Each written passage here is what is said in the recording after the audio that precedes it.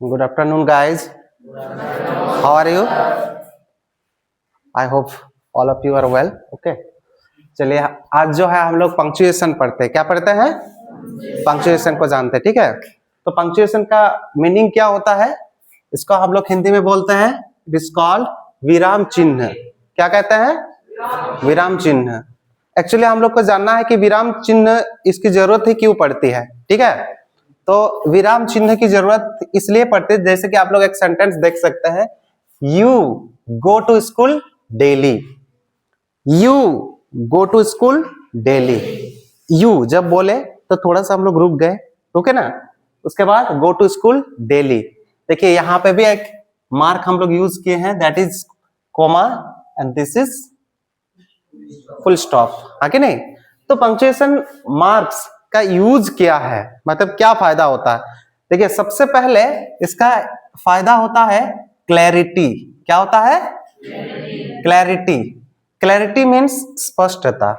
ठीक है, कोई भी सेंटेंस में अगर हम लोग पंक्चुएशन मार्क्स यूज करते हैं तो उस सेंटेंस में स्पष्टता आती है। समझ में आ रहा ना? क्या आती है? स्पष्टता आती है। मतलब एक्चुअली क्या कहना चाह रहे हैं, किस लहजे में कहना चाह रहे हैं, वो हम लोग को पता चलता है। ठीक है, दूसरा क्या होता है हम लोग का? फ्लो। ठीक है, फ्लो का मतलब क्या होता है, जैसे हम लोग कभी पोएम पढ़ते हैं ना, कभी स्टोरी पढ़ते हैं, लेकिन पढ़ने का तरीका क्या दोनों में सेम होता है? नहीं होता है। कभी कभी हम लोग को पोएम पढ़ते पढ़ते एक लाइन पढ़े, ठीक है, थोड़ा रुकना होता है, फिर हम लोग दूसरे लाइन हम लोग पढ़ते हैं। वैसे करके एक स्टेंजा पढ़ते हैं, 4 लाइन का एक स्टेंजा अगर होता है तो 4 लाइन पढ़ने के बाद फिर हम लोग थोड़ा रुकते हैं, फिर हम लोग दूसरा लाइन स्टार्ट करते हैं। तो वैसे ही हम लोग जैसे बोलते हैं ना, किसी को बुलाते हैं, Mohan you come here. Mohan, तो हम लोग मोहन बोलने के बाद थोड़ा रुक गए, तो हम लोग का फ्लो थोड़ा सा क्या हो गया? रुक गया। उसके बाद फिर बोलेंगे यू कम हियर। तो ये पंक्चुएशन मार्क से हमें फ्लोनेस, मतलब इसका फ्लो के बारे में भी पता चलता है। तीसरा क्या होता है, हम लोग का इमोशन और टोन के बारे में पता चलता है। किसके बारे में? Emotion and tone. Emotion and tone. Emotion मतलब क्या होता है? भावनाएं। ठीक है, जैसे हम लोग क्या होता है ना, कोई सेंटेंस हम लोग अलग अलग टाइप से सेंटेंस का टाइप सब लोग पढ़े हैं, है कि नहीं? असर्टिव होता है, नेगेटिव होता है, फिर हम लोग का क्या आता है? इंट्रोगेटिव आता है कि नहीं? एक्सक्लेमेटोरी आता है, ऑप्टेटिव आता है कि नहीं आता है? इंपरेटिव आता है। तो हम लोग का मार्क से भी पता चलता है कि वो किस टाइप का सेंटेंस है। जैसे अगर मैं पूछूं, Ram where are you going, क्या है, किस टाइप का सेंटेंस है? Ram where are you going, मैं क्या बोल रहा हूं? इंट्रोगेटिव। क्या सेंटेंस है? इंट्रोगेटिव। तो हम लोग उसमें इस टाइप का साइन देते हैं कि नहीं? हाँ, देते हैं। तो इसी साइन से हम लोग को पता चलता है कि मैं सवाल पूछ रहा हूं, मैं क्वेश्चन पूछ रहा हूं, हाँ कि नहीं? कोई अभी हम लोग किसी कार को देख के बोलते हैं व्हाट ए नाइस कार, हाँ कि नहीं? उसके बाद हम लोग इस टाइप का साइन यूज करते हैं, है ना? इसको क्या बोलते हैं? Exclamation mark. तो उससे भी पता चलता है कि हम उसको देख के हम क्या हो गए? सरप्राइज हो गए, हाँ कि नहीं? तो इन सब साइन से हम लोग को क्या पता चलता है कि हम लोग किस टोन में, किस इमोशन के साथ हम सेंटेंस बोल रहे हैं, है ना? सवाल पूछने के लिए हम क्वेश्चन मार्क यूज करते हैं। नॉर्मल अगर सेंटेंस बोलते हैं तो फुल स्टॉप यूज करते हैं।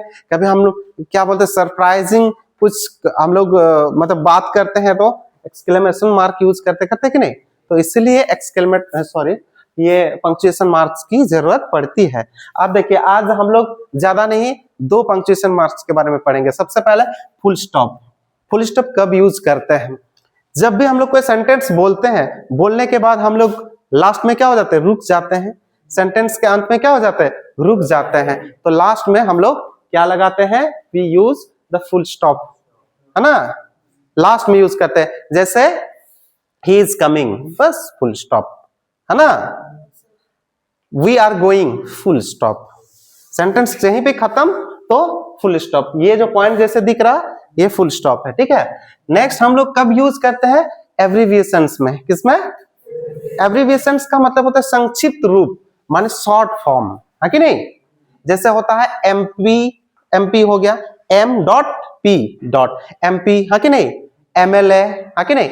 आप लोग कभी कभी ये भी देखे हैं जिसको डेसिमल बोलते हैं, दशमलव, है ना? जैसे नंबर्स को लिखते हैं, जैसे 1.230, ये फुल स्टॉप ही है, पॉइंट फुल स्टॉप इसको बोल सकते हैं, है कि नहीं?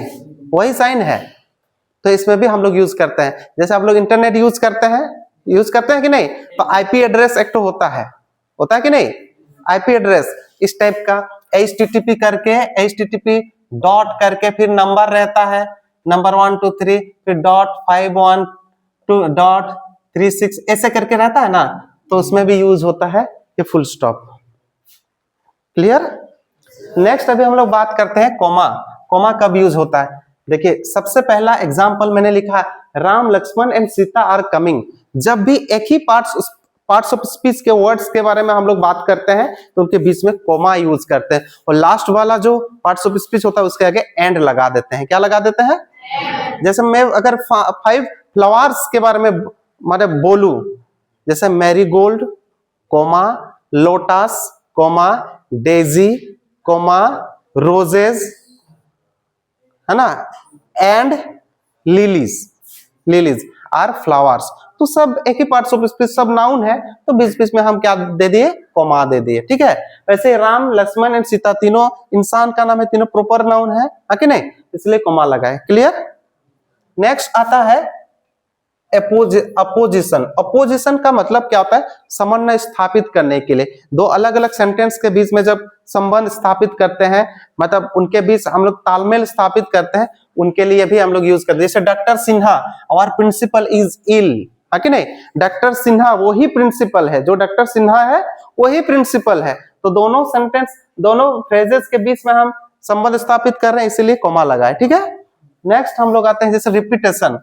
जब भी कोई सेंटेंस हम लोग बोलते हैं, कोई वर्ड अगर रिपीट करता है, कोई वर्ड को हम लोग 2 बार 3 बार बोलते हैं ना, तो बीच में क्या लगाते हैं? कोमा लगाते हैं। जैसे ट्राई अगेन, हम लोग क्लास 8 में एक तो चैप्टर पढ़े भी है, ट्राई अगेन, है कि नहीं? नेक्स्ट हम लोग आते हैं टर्म्स ऑफ एड्रेस। एड्रेस मतलब होता है जब किसी को संबोधन करते हैं, जैसे कि होता है ladies and gentleman please sit down, है कि नहीं? उसके बाद Mohan where are you going, हम संबोधन कर रहे हैं तो भी कोमा लगाते हैं। नेक्स्ट आते हैं रिपोर्टिंग स्पीच। रिपोर्टिंग स्पीच मतलब होता है जैसे कि ही सेड आई एम इल, जब हम लोग नरेशन पढ़ते हैं तो स्पीच को पढ़ते हैं, ही सेड आई एम इल, वो जो कथन स्टेटमेंट होता है उसके आगे हम लोग कोमा लगा देते हैं। जैसे Ram said to me he is coming, है कि नहीं? तो Ram said to me, comma लगा देंगे, फिर इन्वर्टेड कोमा के अंदर स्टेटमेंट को रख देंगे। कंपाउंड सेंटेंस 6 नंबर में देखिए, कंपाउंड सेंटेंस। कंपाउंड सेंटेंस मतलब क्या होता है?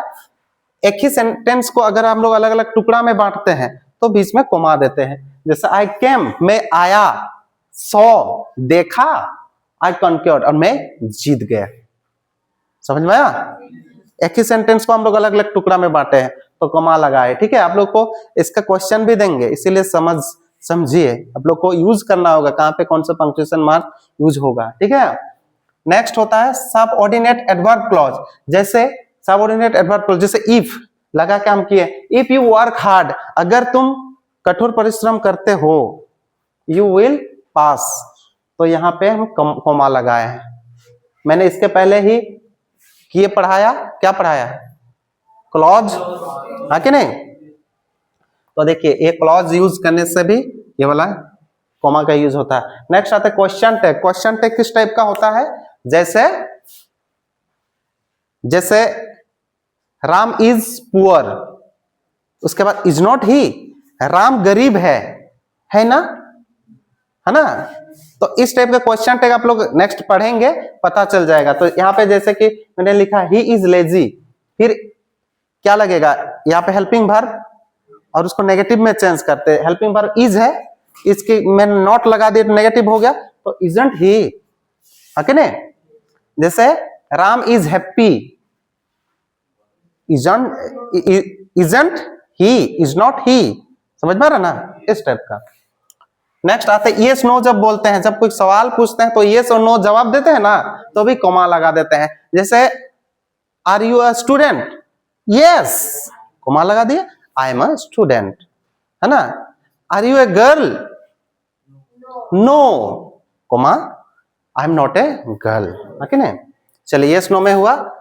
नेक्स्ट आते हैं हम लोग जब एप्लीकेशन वगैरह लिखते हैं, आई, देयरफॉर, सो, ये सब लिखते हैं ना, तो भी हम लोग कॉमा लगाते हैं। जैसे कि देखिए एप्लीकेशन लिखने टाइम में लिखते हैं ना, I therefore request you kindly grant me leave for those 5 days only, लिखते हैं कि नहीं, रीजन बताने के लिए, हाँ कि नहीं।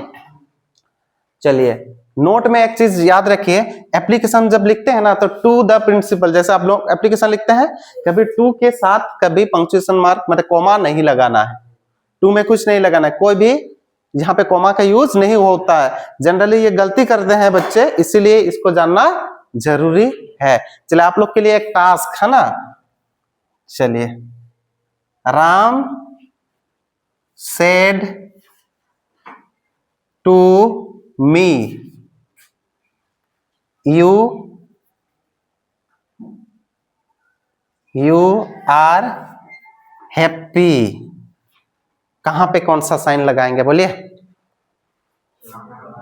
Ram said to me, comma, you are happy, ये एक स्टेटमेंट है, इन्वर्टेड कोमा, इसको बोलते हैं इन्वर्टेड कोमा। सेंटेंस जहां पे खत्म होता है वहां पे, समझ में आया ना। ओके, थैंक यू गाइस आज के लिए, है ना, बाय बाय।